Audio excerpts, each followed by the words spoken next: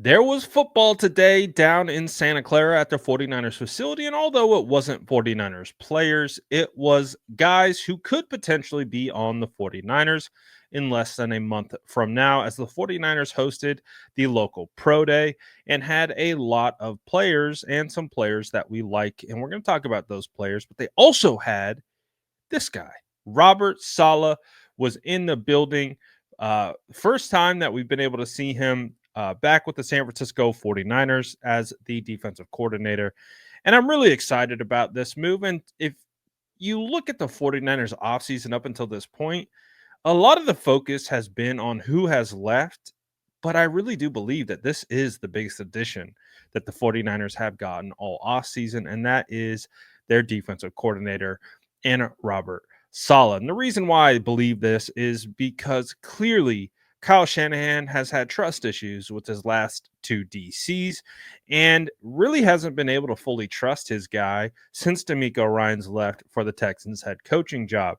So now you get a guy who has had success in this position before with this team, and now he's back in the mix. And I really do believe this will help Kyle Shanahan kind of re-engage and refocus on the offense and not have to worry about the defense at all, knowing it's in good hands. It was really cool to see Saleh and Kyle Shanahan walking around doing all that stuff. So again, everyone wants to talk about everyone who's left. This is, in my opinion, the biggest addition, and also the point that he can actually identify talent. He is credited with being able to, point out Fred Warner, a guy coming out of BYU who they didn't know if he was a safety, if he was a nickel, if he was an edge, if he was off-ball linebacker, outside line. No one knew. It was one of the biggest conversations in regards to, hybrid type players. And he had a vision. And as a result, Fred Warner is now the standard for the middle linebacker position in the NFL. But let's talk about some players who maybe to pay attention to who were at this Pro Day. So what was cool is some of the biggest names at this Pro Day were actually names of guys that I've already interviewed. Elic Ayomanor, I was able to get a one-on-one interview with him at Stanford's Pro Day. And that was the time where I was able to show and share that him and John Lynch spent a lot of time together. And that was also the Pro Day where Leonard Hankerson, 49ers wide receiver coach, came along uh, and also gave him routes to run and coached him up on the fly. And it was really cool just to be able to see that interaction. Clearly, Leonard Hankerson and John Lynch were very in tune with Elic Ayomanor. And then to be able to see that kind of rehash today, you saw Ayomanor and John Lynch talking on the sidelines from some of the video that is out there. And it was cool to see because I really do believe that the 49ers have a serious interest in this guy. So we'll see. We'll see. He's slotted to go in around the second round, I would say. So he is a guy that will be very fascinating. 6'2", 210 pounds, Stanford wide receiver. He's a redshirt sophomore, so he's still pretty young. And ask Travis Hunter about Ayomanor. Oh, he knows him well because Ayomanor put him in a blender when they played this year. But let's talk about some other names. Of course, Cal linebacker Teddye Buchanan. We actually had him on the channel. I think it was last week. Phenomenal interview. Again, I've told you guys that when covering Cal last year, this is the guy who stood out to me. This was the most, pro high level prospect, and that's including Noel Williams, who wasn't at this Pro Day today. But Noel Williams was a consensus All-American. Although I think Noel Williams is definitely going to be an NFL player, Teddye Buchanan struck me as the guy who can actually be a top level player in the NFL. And being able to talk to him last week, diving into his mentality and his thought process, being a former quarterback that had to switch to linebacker because he messed up his thumb, and the rest is history. I love his story. I love his mentality. And I've said it before and I'll say it again. He reminds me of Fred Warner. And I have not come across a prospect where I'm like, oh, that guy reminds me of Fred Warner, because Fred Warners don't come along. They're just not out there. They don't exist like that. And to me, I look at Teddye and I'm like, dude, you look just like Fred Warner. Not just look, but play style, everything.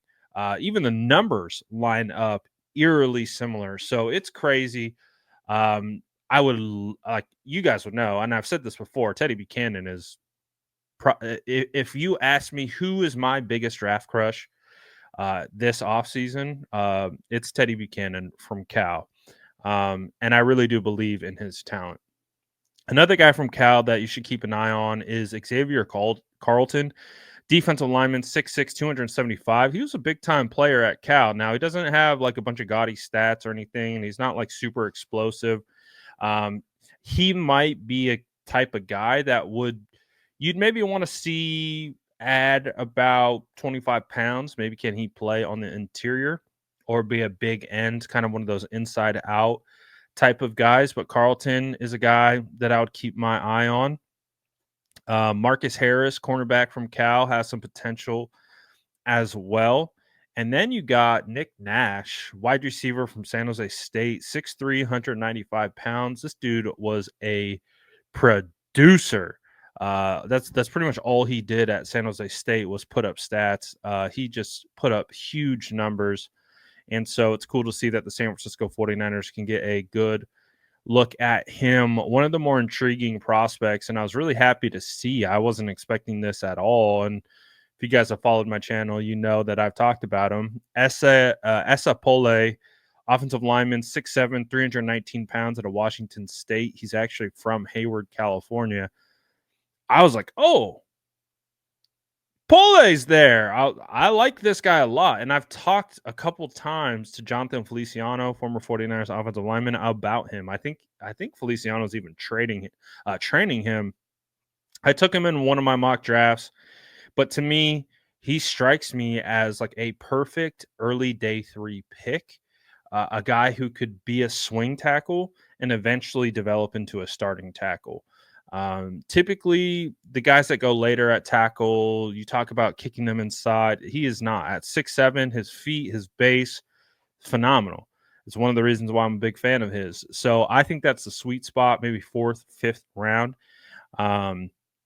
For him, and if the 49ers can snag him up in that round, I think that would be a phenomenal value and a high upside player who could develop into someone pretty solid. Another offensive lineman that I thought was pretty solid is TJ Sessions from Cal as well. He'll most likely be a guard at the next level.